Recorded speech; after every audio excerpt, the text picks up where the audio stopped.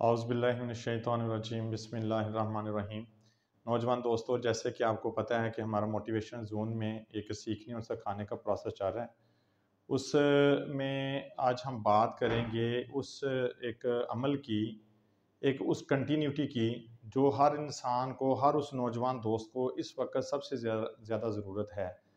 कहते हैं कि जो आपका बार बार का जो एक अमल है, आप अपनी ज़िंदगी में कोई भी एक ऐसा अमल करना शुरू कर दें जिसके अंदर कंटिन्यूटी हो, जो एक मसलसल उसके अंदर एक पायदारी हो, मसलसल वो आपकी लाइफ का हिस्सा हो, एक कंटिन्यूटी हो, तो वो जो लगातार अमल है वो आपकी ज़िंदगी में एक ऐसा निखार पैदा करेगा जो आपका एक अंदाज है जीने का इस दुनिया के अंदर, उसमें एक ऐसा वो लगन पैदा करेगा जो आपका कंटिन्यूटी ऑफ वर्क है, लगातार अमल। आपका जो लगातार अमल है वो आपको इस मुकाम तक पहुंचा देगा जिसके बारे में किसी ने कहा ना, कश्तिये हक का ज़माने में, कश्तिये हक का ज़माने में सहारा तू है, कश्तिये हक का ज़माने में सहारा तू है, असरे नो रात है, असरे नो रात है और धुंधला सा सितारा तू है। तो ये जो एक धुंधला सा सितारा है वो आप ही तो हैं, आप ही तो वो हक की कश्ती को लेके चल रहे हैं। आप ही को तो अल्लाह पाक ने उस खिलाफत को नवाजा है जो आपने अशरफ अल मखलूक होने की हैसियत से अपना एक मुकाम पैदा करना है इस ज़माने के अंदर। तो आप ही हैं, वो आप ही उस धुंधले सितारे हैं जिसको आपने अपने उस कंटिन्यूटी ऑफ वर्क को, मुसलसल अमल को दो चीज़ों के साथ इस तरीके से अपने लिए लेके चलना है कि जिससे आप उस अमल के ऊपर प्रॉपर तरीके से काम कर सकें। उसमें इंसान का देखें बहुत सारा एक इंसान का जो इश्तिआल है और जो उसका इस्तेक़लाल है, ये दो ऐसी चीज़ें हैं जो आपके उस कंटिन्यूटी ऑफ वर्क में बड़ी ही नुमायाँ हैसियत की अहमियत की हामिल है। आप देखें बस सम टाइम हमारे बहुत सारे नौजवान दोस्त ऐसे होते हैं जो छोटी छोटी बात पे इश्तिआल में आ जाते हैं।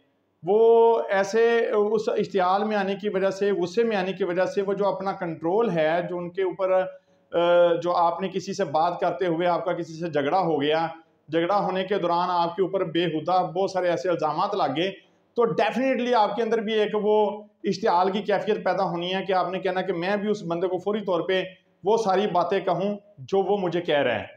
तो वो इश्तिआल में आके फिर इंसान जिस सोच के साथ, जिस पॉजिटिविटी के साथ वो माशरे में आगे मूव कर रहा होता है, वो एक ऐसी इश्तिआल अंगेजी जो है उसकी लाइफ में एक हर्डल पैदा कर देती है।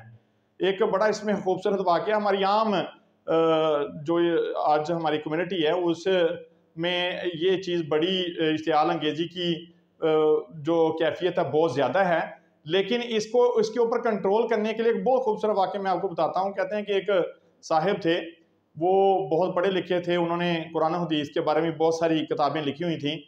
तो उनके कुछ दोस्त उनका ये तारफ़ किसी बुज़ुर्ग से करवा रहे थे, तो उन्होंने उस बुज़ुर्ग को बता रहे थे कि सर ये फ़लाँ आदमी जो हैं वो माशाल्लाह कुरान पाक की उन्होंने बहुत सारी तसनीफ़ लिखी हैं, बहुत पढ़े लिखे हैं और उनके बहुत दीनदार हैं।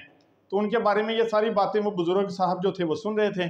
तो अचानक बुज़ुर्ग साहब ने जब उनको उनके बारे में उनके जो दूसरे जो लोग थे वो बता रहे थे, तो उनकी सारी बातें सुनने के बाद उन बुज़ुर्ग साहब ने उन्होंने मसूफ़ की तरफ बड़े गौर से देखा और देखने के बाद उनको कहने लगे कि सूरत से तो ये ऐसे नहीं लगते।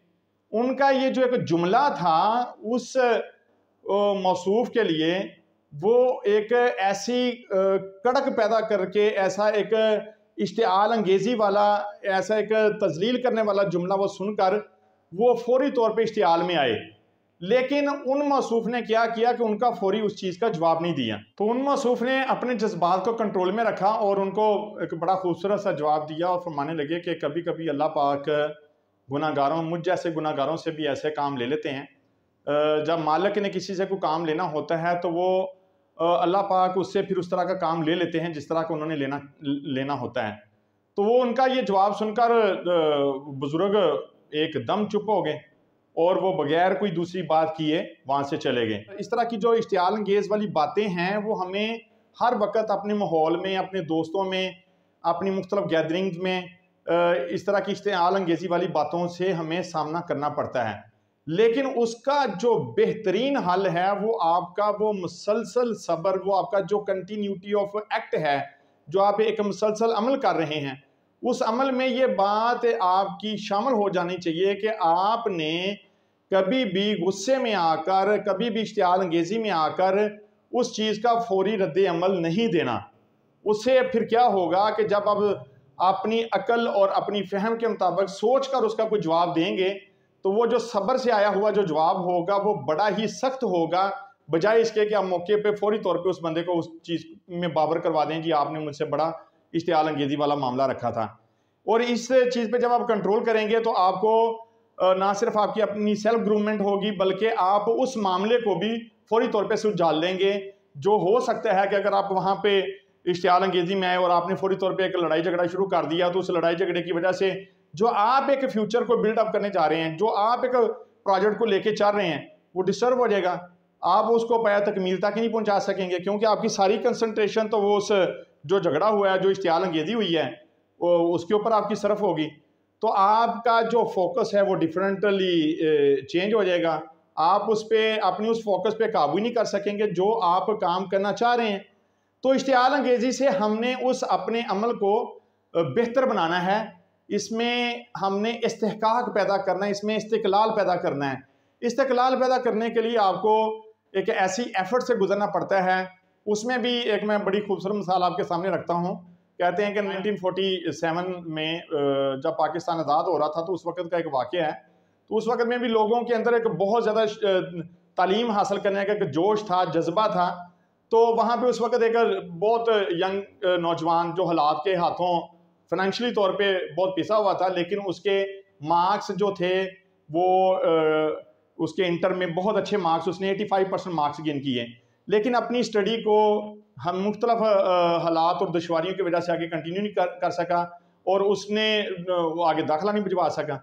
लेकिन उसके अंदर जो एक तालीम का जो हासिल करने का एक शौक़ था वो उसके अंदर पैदा था। वो कोशिश कर रहा था कि किसी ना किसी तरीके से उसको कहीं ना कहीं दाखिला मिल जाए। अच्छा खैर, वो एक कॉलेज में पहुंच गया। वहाँ पे जाके उसने उस कॉलेज में एज ए BS के एग्जामिनेशन के लिए अपना वहाँ पे प्रिंसिपल साहब से मिले।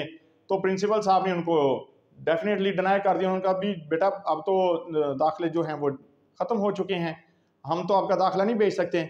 लेकिन वो जो लड़का था वो बज़िद था, वो ये बात कह रहा था और वो प्रिंसिपल को बावर करवा रहा था कि नहीं सर, आप मुझे एक चांस दें, कहीं ना कोई ऐसा रास्ता निकालें कि मेरा एडमिशन भी चला जाए। तो प्रिंसिपल ने जान छुड़वाने के लिए उन्होंने कहा चलो इससे के मार्क्स पूछते हैं कि इसके कितने के मार्क्स हैं, उस हिसाब से फिर इसका अंदाज़ा लगा लेते हैं। इसके मार्क्स डेफिनेटली कम होने, जो दूसरे किसी कॉलेज ने इसको दाखिला नहीं दिया, तो आप ये मेरे पास आ गए। तो उसने उससे पूछा अच्छा चलें बताएं आपके कितने मार्क्स हैं। उन्होंने कहा जी मेरे 85% मार्क्स हैं। तो प्रिंसिपल साहब बहुत शॉक्ड हुए। उन्होंने कहा कि आपके इतने अच्छे मार्क्स हैं और आप को तो हम फौरी तौर पे आपका एडमिशन भेजेंगे। और उन्होंने फौरी तौर पे डिसीजन लिया कि उस बच्चे का ना सिर्फ उन्होंने प्रिंसिपल साहब ने दाखिला भिजवाया, प्लस उसके लिए एक वजीफे का भी अरेंज करवा के दिया। तो ये जो एक कैफियत थी उसकी, उस बच्चे की, उस नौजवान की, जो उसके अपने अंदर की जो लगन थी कि मैंने अपना कहीं ना कहीं मुकाम बनाना है, मैंने अपनी तालीम को कहीं ना कहीं किसी ना किसी तरीके से जारी रखना है। तो इस जारी रखने के अमल को उसने सरअंजाम देने के लिए अपनी शिकस्त नहीं माना, उसने उसको कंटिन्यू रखने के लिए, उस अमल पे कारबंद रहने के लिए फाइट की, मैदान में आके लोगों से मिले, अपनी ग्रेजुएशन को कंप्लीट किया और उसके बाद उन्होंने अपना एक माशरे में मुकाम बनाया। और ये वो इस्तकलाल था जो उनकी तबीयत में पैदा हुआ। इसी तरह नौजवान दोस्तों, आज अगर हम इश्तिआल अंगेज़ी को ख़त्म करके इस्तकलाल वाली कैफियत में आएंगे, तो आप यकीन करें आप माशरे के लिए एक बहुत अच्छे फ़र्द के तौर पे उभरेंगे। आप वो अपना मुकाम पैदा कर लेंगे जो आप मुकाम पैदा करना चाहते हैं। आप उन सारी चीज़ों को अवेल कर लेंगे जो आप करना चाहते हैं। आपकी जो अपनी एनर्जी है, अपनी जो कैपेबिलिटी है, आपकी जो अपनी एफर्ट है, वो आपको निखार के सामने ले आएगी। जब आप, कुरान पाक में फरमाया गया है, कुरान पाक में बहुत खूबसूरत फरमाया गया है कि लैसा लिल इंसान इल्ला मा सा, इंसान जितनी कोशिश करता है उसको उतना दिया जाता है। तो ये दोस्तों हम की जो कोशिश है, इश्तियाल अंगेजी पे कंट्रोल करने की और इस्तकलाल को कायम रखने की। जो भी आपका थीम है, जो भी आपका प्रोजेक्ट है, जो भी आपका गोल है, वो अगर आप एक कंटिन्यूटी के साथ लेके चलेंगे तो आपको दुनिया की कोई ताकत इनफरादी तौर पर माशरे में और इज्तमाई तौर पर एज ए मिल्लत और कौम की सूरत में बनने से नहीं रोक सकती। फरमाया गया है, हंगामा बरपा है यूरश यलगारी का, हंगामा बरपा है यूरश यलगारी का, गाफलों के लिए इम्तिहान है बेदारी का। तू जो समझता है कि आसान है दिल आज़ारी का, तू जो समझता है कि आसान है दिल आज़ारी का, इम्तिहान है तेरे एसार और खुददारी का। तो नौजवान दोस्तों, ये जो एसार और खुददारी जो है, ये आपके अंदर तभी पैदा होनी है जो आपके अंदर का जो इश्तिआल है वो इस्तकलाल में बदले।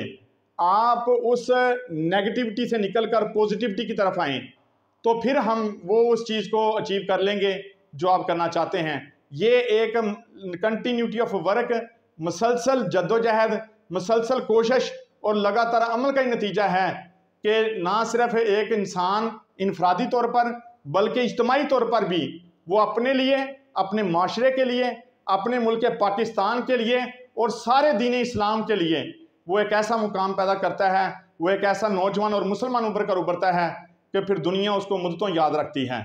बहुत शुक्रिया।